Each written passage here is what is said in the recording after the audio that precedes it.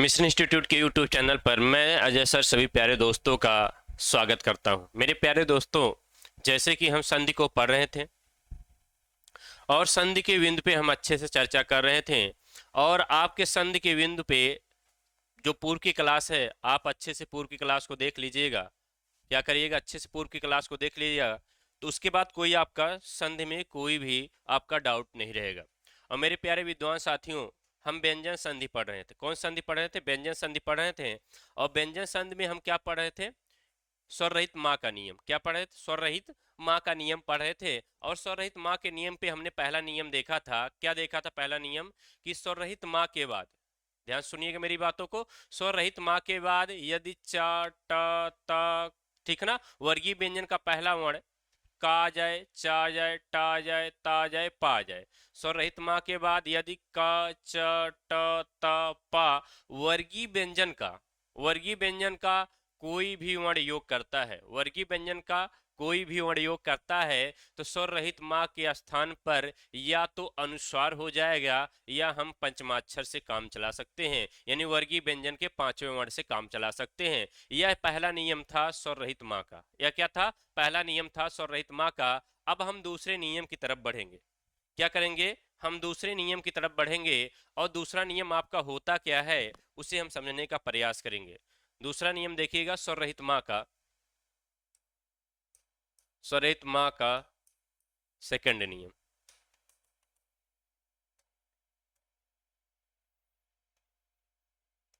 स्वर रहित माँ का सेकंड नियम, ठीक ना। स्वर रहित माँ का माँ से संबंधित नियम, भेदित नियम, संबंधित नियम, ठीक ना। यानी स्वर रहित माँ से संबंधित नियम। जो आपका अगला नियम होगा, क्या होगा? अगला नियम होगा, यदि स्वर रहित माँ के बाद, यदि स्वर रहित माँ के बाद क्या आ जाए?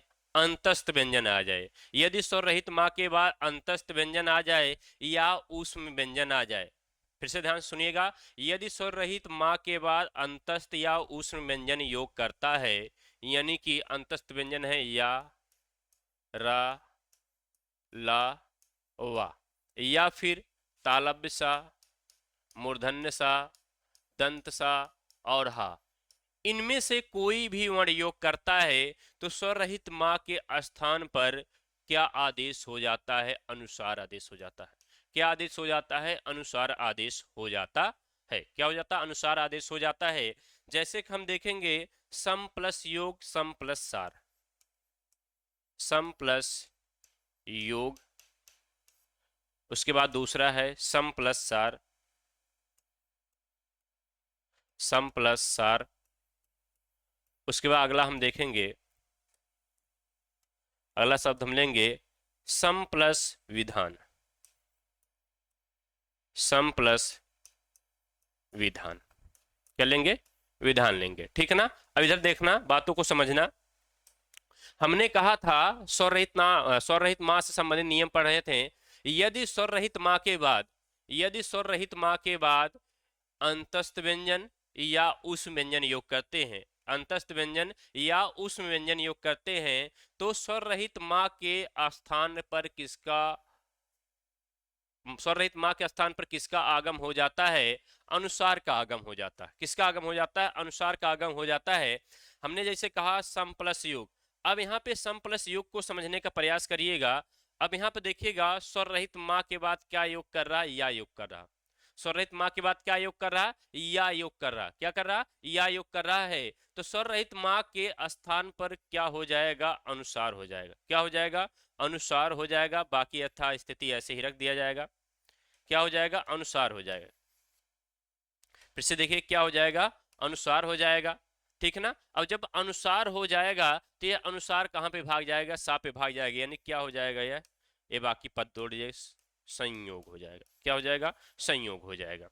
उम्मीद इतनी बातें आपको समझ में आ चुकी होंगी। फिर से सुनिएगा मेरी बातों को। यदि स्वर रहित माँ के बाद या, रा, ला, वा, तालव्य सा, मूर्धन्य सा, दंत सा और हा योग करता है, यानी कि स्वर रहित माँ के बाद अंतस्थ व्यंजन या उष्ण व्यंजन योग करते हैं, तो स्वर रहित माँ के स्थान पर क्या हो जाता है? अनुसार हो जाता है। क्या हो जाता है? अनुसार हो जाता है। इसे हमने कहा सम प्लस योग। जब इसको दोनों पदों को मिलाएंगे, यानी कि पूर्व पद और उत्तर पद को, किसको?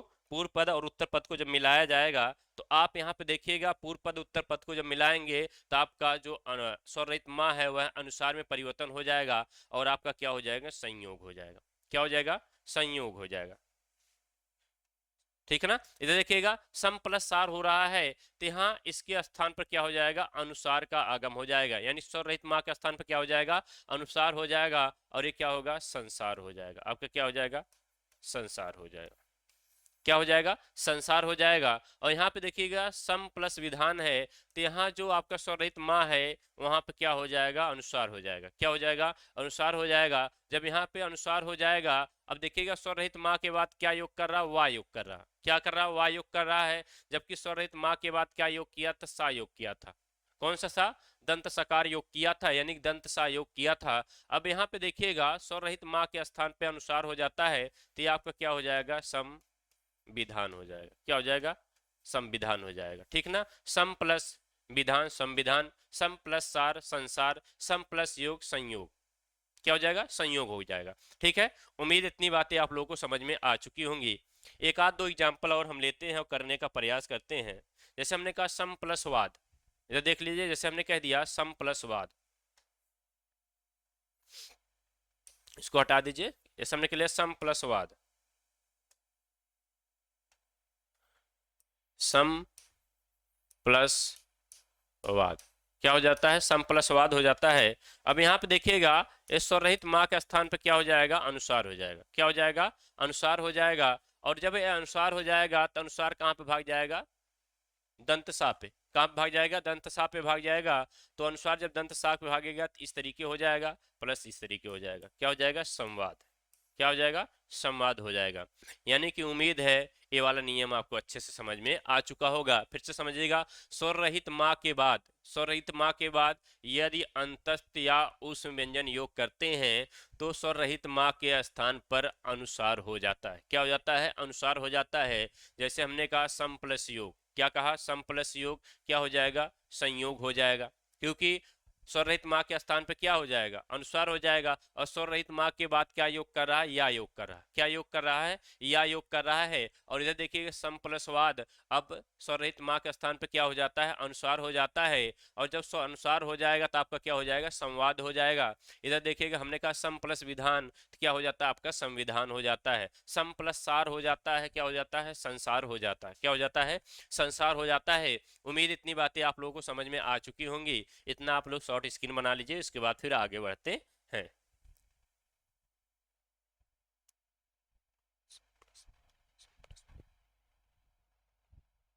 अब इधर देखिएगा, अगला नियम देखिएगा मां से संबंधित। यदि स्वर रहित मां के बाद, यदि स्वर रहित मां के बाद, यदि स्वर रहित मां के बाद किसका योग होता है? मां का योग होता है। तो स्वर रहित मां के बाद यदि मां का योग होता है तो स्वर रहित मां में कोई परिवर्तन नहीं होता। क्या होता है? कोई परिवर्तन नहीं होगा। क्या होगा? कोई परिवर्तन नहीं होगा। फिर से सुनिएगा, यदि स्वर रहित मां के बाद मां का योग होता है तो स्वर रहित मां के स्थान पर कोई परिवर्तन नहीं होगा, यथा स्थिति ऐसे रख दिया जाएगा। जैसे हमने कहा सम प्लस मान, सम प्लस मुख, सम प्लस मुख। क्या हो जाता है? सम प्लस मुख हो जाता है। इधर देखिएगा सम प्लस मान आ जाता है, सम प्लस मुख आ जाता है। अब इधर देखिएगा, बातों को समझिएगा। यहाँ पे देखिए, स्वर रहित माँ के बाद क्या योग कर रहा है? माँ योग कर रहा है। स्वर रहित माँ के बाद क्या योग कर रहा है? माँ योग कर रहा है। हमने कहा स्वर रहित माँ के बाद यदि माँ योग करता है तो स्वर रहित माँ में कोई परिवर्तन नहीं होता। स्वर रहित माँ में कोई परिवर्तन नहीं होता है। अब यहाँ पे देखिएगा, जो स्वर रहित माँ है इसमें कोई परिवर्तन नहीं होगा। जैसा पद पूर्व का होगा, जैसा पद आपका उत्तर या पर पद होगा, दोनों के यथास्थिति मिला के रख दिए जाएंगे। दोनों क्या किया जाएगा? यथास्थिति मिलाकर रख दिया जाएगा। फिर से ध्यान से सुनिएगा, यदि स्वर रहित माँ के बाद माँ का योग होता है तो स्वर रहित माँ में कोई भी परिवर्तन नहीं होता है, कोई भी परिवर्तन नहीं होता है। जैसे हमने कहा सम प्लस मान, सम प्लस मुख कह दिया। अब यहाँ पे देखिएगा स्वर रहित माँ के बाद क्या योग कर रहा, माँ योग कर रहा। क्या कर रहा है, माँ योग कर रहा है। यहाँ पे देखिएगा स्वर रहित माँ के बाद क्या योग कर रहा, माँ योग कर रहा है। तो पूर्व का पद और आपका पर पद दोनों यथास्थिति रख दिए जाएंगे, कोई परिवर्तन नहीं होगा और आपका शब्द बनेगा सम्मान। क्या बन जाएगा, सम्मान बन जाएगा। यहाँ आपका बन जाएगा सम्मुख। क्या बन जाएगा, सम्मुख हो जाएगा। ठीक है, इतनी बातें आप लोगों को समझ में आ चुकी हैं। चलिए शॉर्ट स्क्रीन बना लीजिए, फिर आगे चलते हैं।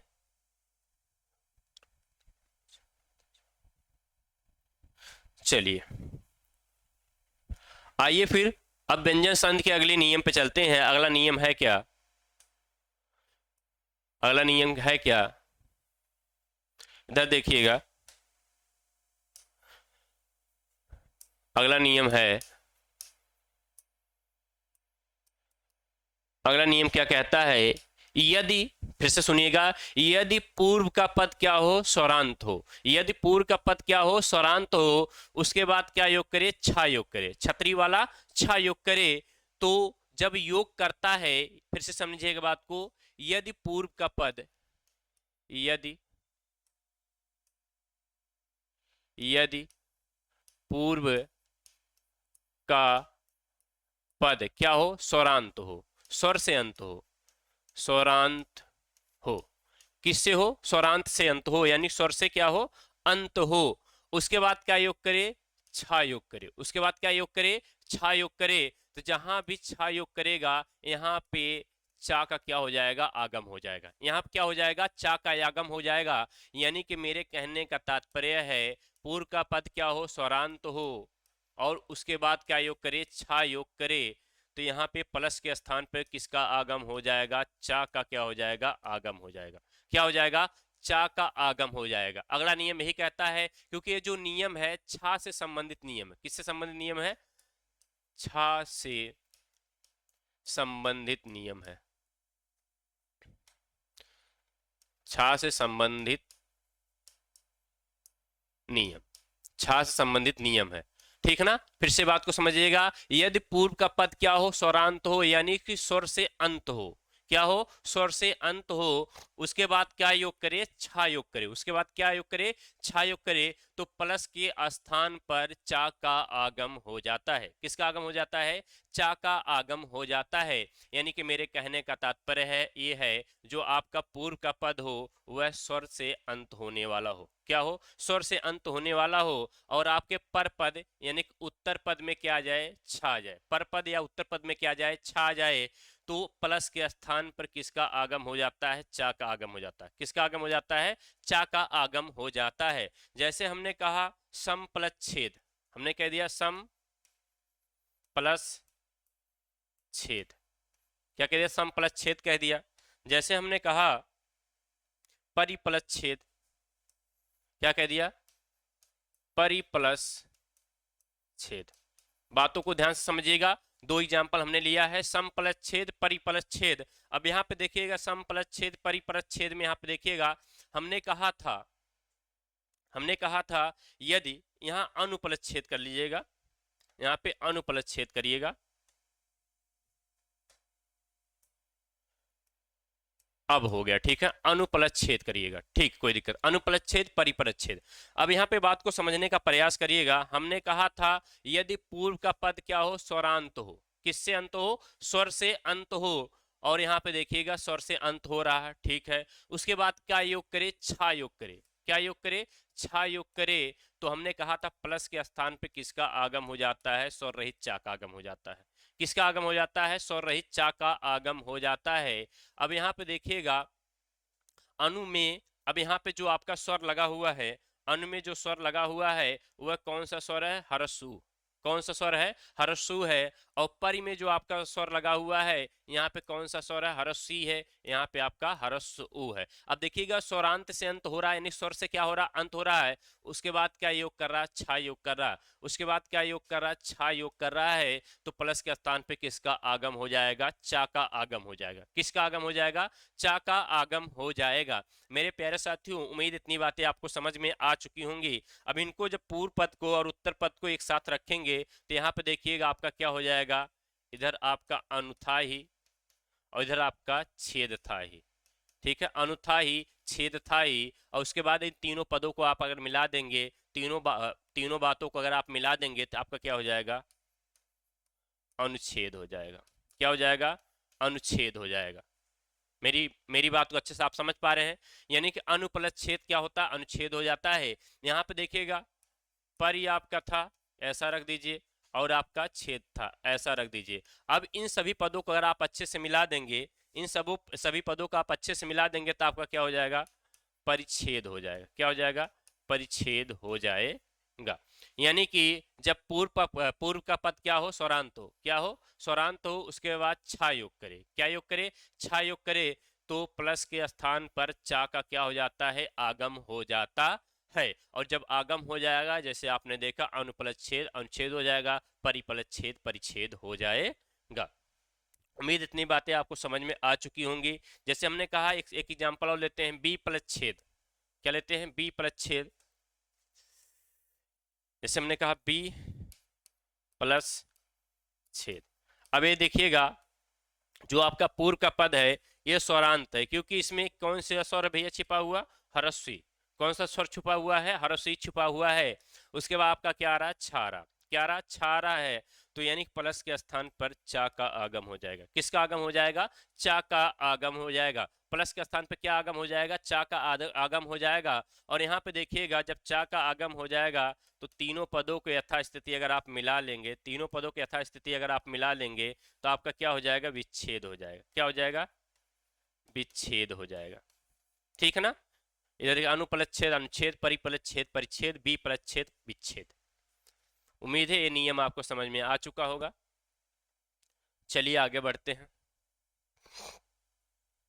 अब देखिएगा मेरे प्यारे साथियों, मेरे विद्वान साथियों, आपका जो है व्यंजन स्वर संधि समाप्त हो चुकी है और हम विसर्ग संधि को आज पढ़ने का और समझने का प्रयास करेंगे। किसे समझने का प्रयास करेंगे? विसर्ग संधि को समझने का प्रयास करेंगे। इसे आप लोग स्क्रीनशॉट बना लीजिए। उसके बाद हम विसर्ग संधि की तरफ बढ़ते हैं।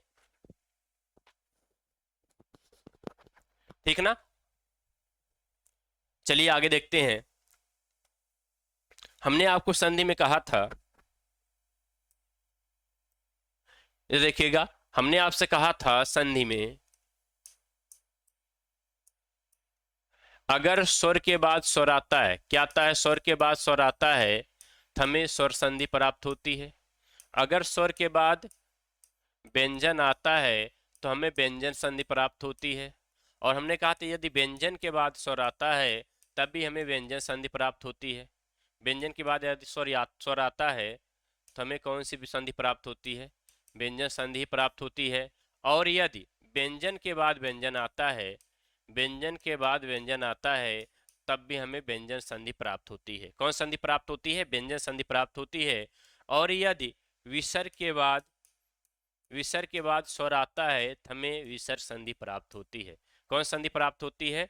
विसर्ग संधि प्राप्त होती है। ठीक ना? और हमने कहा अगर विसर्ग के बाद व्यंजन आता है, विसर्ग के बाद व्यंजन आता है, तब भी हमें कौन संधि प्राप्त होती है? विसर्ग संधि प्राप्त होती है। यानी कि हमने आपको बताया था यदि स्वर से स्वर का योग होता है, स्वर से स्वर का योग होता है, हमें कौन संधि प्राप्त होती है? स्वर संधि प्राप्त होती है। कौन संधि प्राप्त होती है? स्वर संधि प्राप्त होती है। उसके बाद हमने कहा यदि स्वर का योग किससे होता है? व्यंजन से।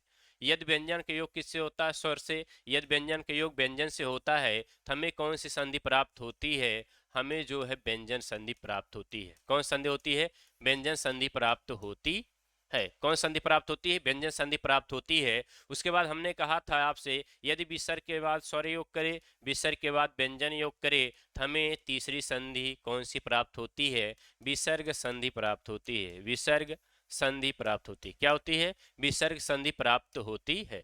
ठीक ना? कौन संधि प्राप्त होती है? विसर्ग संधि प्राप्त होती है। हम इन तीनों संधियों में से दो संधियों पे यानी कि दो बिंदु पर हम चर्चा कर चुके हैं, स्वर संधि पर और व्यंजन संधि पर। और हमने एक बताया था स्वर संधि के कितने भेद होते हैं या कितने प्रकार होते हैं? 5 प्रकार होते हैं। कितने प्रकार होते हैं? 5 प्रकार होते हैं। वे कौन कौन से प्रकार हैं उसे हम देखने का प्रयास करते हैं। वे कौन कौन से प्रकार हैं? ठीक ना। आपका पहला संधि था दीर्घ स्वर संधि। दीर्घ स्वर संधि पहली संधि थी आपकी दीर्घ स्वर संधि, और दूसरी आपकी थी गुण स्वर संधि। गुण स्वर संधि दूसरी कौन थी? गुण स्वर संधि। उसके बाद आपकी तीसरी थी वृद्ध स्वर संधि। वृद्ध स्वर संधि। उसके बाद तीसरी संधि आपकी थी यण स्वर संधि। यण स्वर संधि। यण स्वर संधि। उसके बाद अगली संधि थी अयादि स्वर संधि। अयादि स्वर संधि। कौन सी संधि थी? अयादि स्वर संधि थी। यानी कि यही आपके स्वर संधि के 5 प्रकार थे, 5 भेद थे। दीर्घ स्वर संधि, गुण स्वर संधि, वृद्ध स्वर संधि, यण स्वर संधि और अयादि स्वर संधि। इन संधियों पे हमने बारीकी से हर एक पहलू को टच करते हुए हमने चर्चा किया है, और ये संधि आप पढ़ चुके हैं। और आज आपकी व्यंजन स्वर संधि भी समाप्त हो चुकी है। अगला बिंदु जो होने जा रहा है वह क्या होने जा रहा है? विसर्ग स्वर संधि होने जा रहा है। अब यहाँ पे विसर्ग स्वर संधि की आपकी परिभाषा रटने की आवश्यकता नहीं पड़ेगी, इसलिए क्योंकि मैंने तरीका बता दिया, परिभाषा आप स्वयं से बना सकते हैं। तरीका है क्या? ठीक ना। यदि विसर्ग के बाद स्वर या व्यंजन का योग होता है, यदि विसर्ग के बाद स्वर या व्यंजन का योग होता है, तो हमें कौन सी संधि प्राप्त होती है? विसर्ग स्वर संधि प्राप्त होती है। ये आपकी परिभाषा है। परिभाषा क्या कहती है? परिभाषा रटने की आवश्यकता नहीं है। यदि यदि विसर्ग के बाद यदि विसर्ग के बाद यदि विसर्ग के बाद स्वर या व्यंजन का योग होता है, स्वर या व्यंजन का योग होता है, योग होता है, तो हमें तो हमें तो हमें विसर्ग संधि प्राप्त होती है। तो हमें विसर्ग संधि प्राप्त होती है। क्या होती है? विसर्ग संधि प्राप्त होती है। फिर से सुनिएगा, यह आपकी विसर्ग संधि की क्या हो गई? परिभाषा हो गई। किसकी परिभाषा हो गई? विसर्ग संधि की क्या हो गई? परिभाषा हो गई। हमने आपसे बताया क्या है? हमने आपसे बताया क्या है? हमने आपसे बताया है कि यदि विसर्ग के बाद क्या है? यदि विसर्ग के बाद आपका विसर्ग के बाद क्या है? स्वर या व्यंजन योग करता है, स्वर या व्यंजन योग करता है, तो हमें विसर्ग संधि प्राप्त होती है। कौन संधि प्राप्त होती है? विसर्ग संधि प्राप्त होती है। उम्मीद इतनी बातें आप लोग समझ गए होंगे। इसके बाद स्क्रीनशॉट बना लीजिए, फिर इसके बाद हम आगे बढ़ते हैं।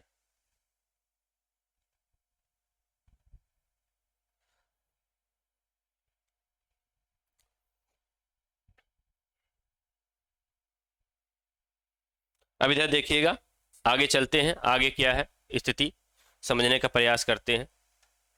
अब इधर देखिएगा, जो विसर्ग संधि का पहला नियम आता है, परिभाषा क्या थी?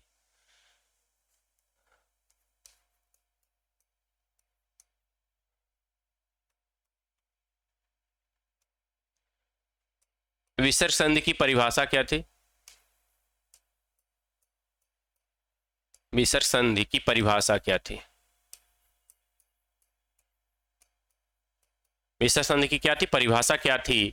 यदि यदि यदि विसर्ग के बाद यदि विसर्ग के बाद स्वर या व्यंजन का योग होता है, स्वर या व्यंजन का स्वर या व्यंजन का योग होता है, स्वर या व्यंजन का योग होता है, स्वर या व्यंजन का योग होता है, तो हमें विसर्ग विसर्ग संधि प्राप्त होती है। विसर्ग संधि प्राप्त होती है।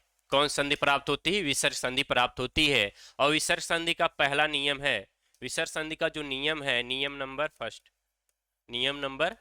फर्स्ट है, वह कहता क्या है, नियम नंबर फर्स्ट कहता क्या है, यदि, फिर से सुनिएगा, यदि विसर्ग के बाद चा या छा आता है, यदि विसर्ग के बाद क्या है, चा या छा है, तो विसर्ग के स्थान पर तालव्य सकार का आगम हो जाता है। हमने आपके सामने 3 सा बताए थे, हमने आपको 3 सा बताए थे, वह तीनों सा हैं क्या, इसे हम तालव्य सा कहते हैं, इसे हम मूर्धन्य सा कहते हैं, इसे हम दंत सा कहते हैं। अब इन तीनों से संबंधित हम नियम को पढ़ेंगे, इन तीनों से संबंधित हम नियम पे चर्चा करेंगे, ठीक है। और पहला जो नियम आपका बनेगा, पहला जो नियम आपका बनेगा, क्या बनेगा, यदि विसर्ग के बाद, यदि विसर्ग के बाद चा या छा आता है, विसर्ग के बाद क्या आता है, चा या छा आता है, तो विसर्ग के स्थान पर तालव्य साकार का आगम हो जाता है। हमने कहा विसर्ग के बाद, थोड़ा इधर देखिएगा, यदि विसर्ग के बाद, यदि विसर्ग के बाद, किसके बाद, यदि विसर्ग के बाद क्या है, चा या छा है, यदि विसर्ग के बाद चा या छा है, तो विसर्ग के स्थान पर क्या हो जाता है, तालव्य सकार का आगम हो जाता है। किसका आगम हो जाता है, तालव्य सकार का आगम हो जाता है। फिर से सुनिएगा, ठीक ना, यदि विसर्ग के बाद चा या छा का योग होता है, यदि विसर्ग के बाद चा या छा का योग होता है, विसर्ग के स्थान पर तालव्य सकार का आगम हो जाता है। किसका हो जाता है, तालव्य सकार का आगम हो जाता है। जैसे हमने कहा निह प्लस चय, निह प्लस छल, निह प्लस चय, निह प्लस छल, निह प्लस छल, ठीक ना। ध्यान से सुनिएगा मेरी बात को। विशेषण की परिभाषा क्या होती है, यदि विसर्ग के बाद स्वर या व्यंजन का योग होता है तो हमें विसर्ग संधि प्राप्त होती है। यदि विसर्ग के बाद चा या छा का योग हो, किसका हो, चा या छा का योग, ये पहला नियम है।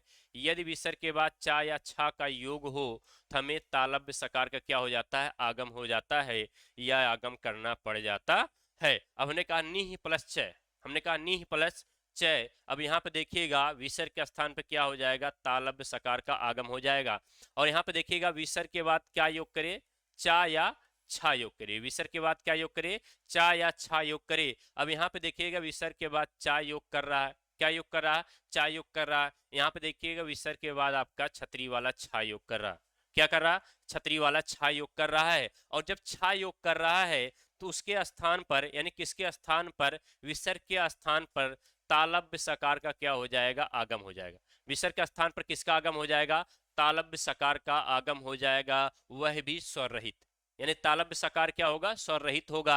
उम्मीद इतनी बातें आप लोगों को समझ में आ गई होगी मेरे प्यारे साथियों। अब इन सभी पदों को अगर ऐड करेंगे तो आपके सामने आ जाता है नी, क्या आ जाता है, नी, क्योंकि विसर्ग के स्थान पर तालव्य सकार का आगम हुआ है, तालव्य सकार प्लस चय, ठीक ना। अब ये पूरे पद को आप मिला दीजिएगा, आपकी संधि प्राप्त हो जाएगी। यहाँ पे देखिएगा, यहाँ पे देखिए, जैसे हमने कहा नी प्लस तालव्य सा प्लस छल। अब इन तीनों पदों को अगर आप मिला देंगे आपको पूरी संधि प्राप्त हो जाएगी। अब यहाँ पे देखिएगा, यहाँ पे देखिएगा, अब इसे हम जब मिलाएंगे तो आपका हो जाएगा निश्चल, क्या हो जाएगा, निश्चल हो जाएगा। और यहाँ पे जब मिलाएंगे आपका निश्चल हो जाएगा, क्या हो जाएगा, निश्चल हो जाएगा, क्या हो जाएगा, निश्चल हो जाएगा। उम्मीद इतनी बातें आप लोगों को समझ में आ चुकी होंगी, ठीक है। पहला नियम क्या कहता है, फिर से सुनिएगा, यदि विसर्ग के बाद चा छा का योग होता है, किसका होता है, चा छा का योग होता है, विसर्ग के स्थान पर तालव्य सकार का क्या हो जाता है, आगम हो जाता है, क्या हो जाता है, आगम हो जाता है। जैसे हमने कहा निह प्लस छय, क्या कहा, निह प्लस छय, तो विसर्ग के स्थान पे क्या हो जा रहा है, तालव्य सकार का आगम हो जा रहा है। जैसे हमने कहा निह प्लस छल, तो विसर्ग के स्थान पे क्या हो रहा है, तालव्य सकार का आगम हो जा रहा है। जैसे हमने कहा निश्चल और निश्चल, ठीक है ना, निश्चल, इधर देखिएगा निश्चल और निश्चल, दोनों शब्द आपके सामने प्रस्तुत हो चुके हैं। इतना आप लोग शॉर्ट स्क्रीन बना लीजिएगा। अब विसर्ग संधि पे एक एक नियम पे हम चर्चा करते हुए चलेंगे, आगे बढ़ेंगे, ठीक है। चलिए आगे बढ़ते हैं, स्क्रीनशॉट बना लो।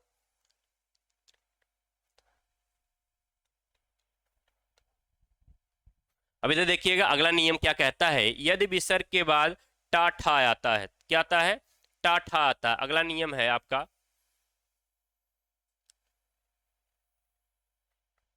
इधर देखिएगा, यदि विसर्ग के बाद, नियम पहले देख लीजिएगा, नियम नंबर 2,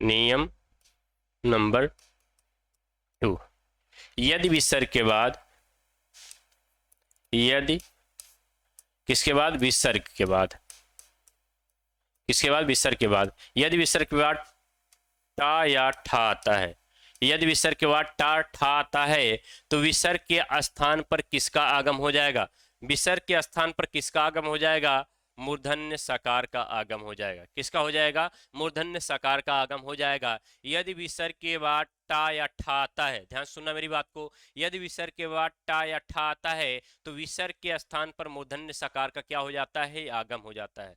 क्या हो जाता है, आगम हो जाता है। जैसे हमने कहा दुह प्लस तय, निह प्लस ठुर, दुह प्लस, दुह प्लस तय, ठीक ना। और अगला लिया हमने निह प्लस ठुर, निह प्लस ठुर, क्या लिया, निह प्लस ठुर ले लिया है। अब यहाँ पे बात को समझिएगा, यहाँ पे बातों को समझिएगा। अब इधर देखिएगा, विसर्ग के बाद क्या आगम हो, विसर्ग के बाद क्या आ जाए, टा आ जाए, या विसर्ग के बाद क्या आ जाए, ठा आ जाए। विसर्ग के बाद क्या आ जाए, टा आ जाए या ठा आ जाए, तो विसर्ग के स्थान पे क्या होता है, मूर्धन्य सकार का क्या हो जाता है, आगम हो जाता है। विसर्ग के बाद, विसर्ग के स्थान पे क्या हो जाता है, मूर्धन्य सकार का आगम हो जाता है। यहाँ पे देखिएगा, विसर्ग के बाद क्या आ रहा है, आपका टा आ रहा है, विसर्ग के बाद आपका क्या आ रहा है, ठा आ रहा, क्या आ रहा, ठा आ रहा है। तो यानी कि विसर्ग के स्थान पे क्या हो जाएगा, मूर्धन्य सकार का आगम हो जाएगा। मूर्धन्य सकार का क्या हो जाएगा, आगम हो जाएगा। यहाँ भी आपका मूर्धन्य सकार का क्या हो जाएगा, आगम हो जाएगा। क्या हो जाएगा, आगम हो जाएगा। जैसे हमने कह दिया, अब इन सभी पदों को अगर आप जोड़ लेंगे, दू प्लस तय, यहाँ आप देख लिए नी प्लस ठुर, ठीक ना, नी प्लस ठुर। अब यहाँ पे आप इन तीनों पदों को अगर आप जोड़ेंगे, इन तीनों पदों को आप जोड़ेंगे, तो आपका क्या हो जाएगा, दुष्ट हो जाएगा। क्या हो जाएगा, दुष्ट हो जाएगा। अब इन तीनों पदों को आपको अगर जोड़ना होगा, तो क्या हो जाएगा, निष्ठुर हो जाएगा। क्या हो जाएगा, निष्ठुर हो जाएगा। ये आपका दूसरा नियम था, ठीक ना। विसर्ग संधि का आपका ये दूसरा नियम था। उम्मीद इतनी बातें आपको समझ में आ चुकी होंगी। शॉर्ट स्क्रीन बनाइए, फिर आगे बढ़ते हैं।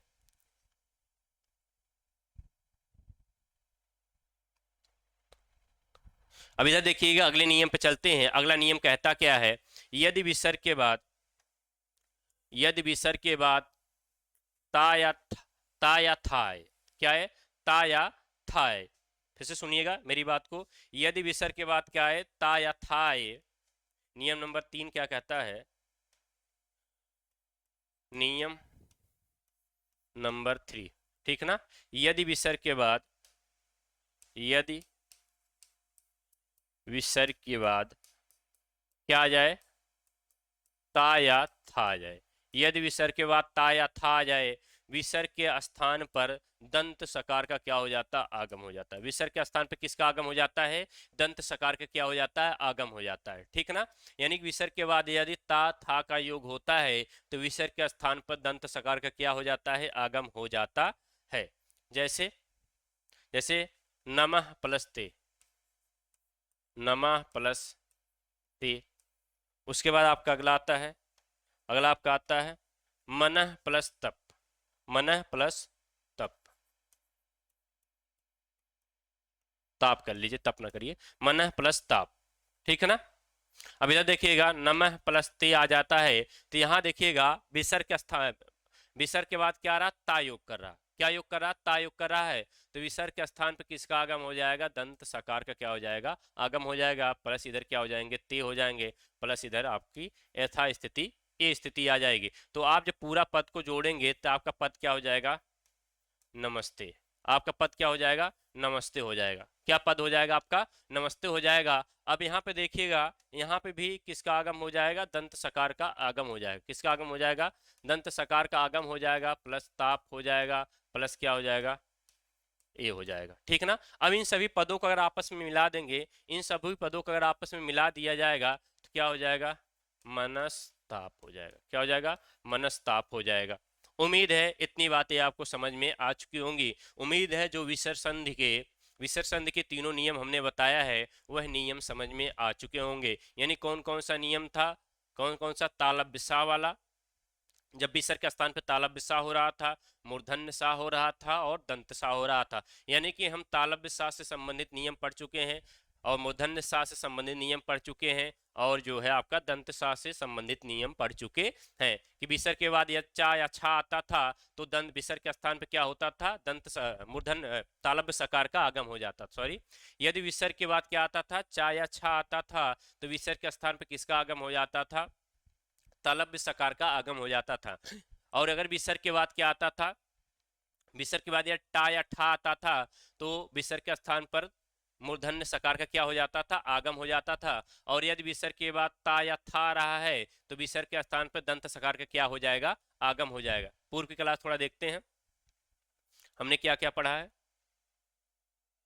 ठीक है, हमने पहला नियम विसर्ग संधि में आपको बताया है।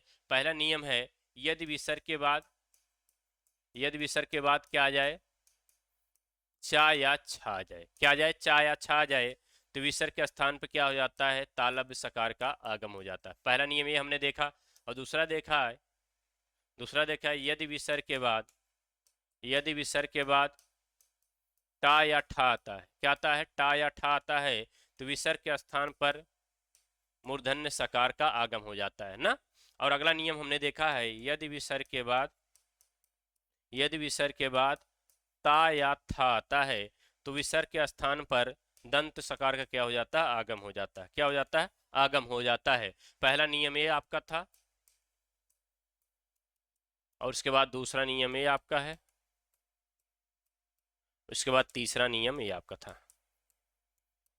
ठीक ना, फिर से सुनिएगा। यदि विसर्ग के बाद चा या छा आता, क्या आता है, चा या छा आता है तो विसर्ग के स्थान पर तालव्य सकार का क्या हो जाता है, आगम हो जाता है। यदि विसर्ग के बाद टा या ठा आता है विसर्ग के स्थान पर मूर्धन्य सकार का आगम हो जाता है। यदि विसर्ग के बाद ता या था आता है विसर्ग के स्थान पर दंत सकार का आगम हो जाता है। उम्मीद इतनी बातें मेरे प्यारे साथियों, मेरे विद्वान साथियों, मेरे प्यारे दोस्तों समझ में आ चुकी होंगी। आज की क्लास यथास्थिति यहीं पर रखते हैं। फिर जो अगली क्लास होगी, जो शेष विसर्ग संधि के नियम बचे हुए हैं उस पर हम परिचर्चा करेंगे। आज की क्लास यहीं तक। जय हिंद, थैंक यू क्लास।